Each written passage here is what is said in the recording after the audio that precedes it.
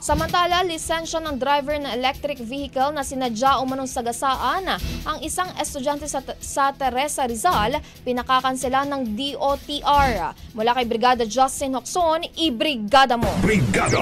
Live report! Mariing kinondena ni Acting Transportation Secretary Giovanni Lopez ang ginawang pananagasa ng driver ng electric vehicle sa estudyante sakay ng motorsiklo sa Teresa Rizal.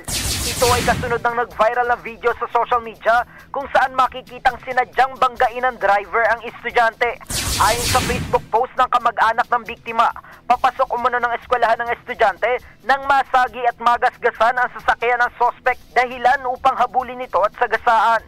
Saad naman ni Acting Secretary Lopez, no amount of explanation can justify his actions. Agad dinatasan ni Lopez ang Land Transportation Office o LTO na hanapin ang driver upang matanggalan ng lisensya habang buhay. Nakatakda naman maglabas ng show cause order ang LTO laban sa driver ng sasakyan ngayong araw, habang nakikipag-ugnayan na rin ang Department of Transportation o DOTR sa kapulisan ukol sa insidente. Ayon pa sa ahensya, nakahanda sila magbigay ng abogado para sa pagsasampa ng kaso laban sa driver. In the heart of changing lives, ako si Brigada Justin Hocson ng 105.1 Brigada News FM Manila, The Music and News Authority.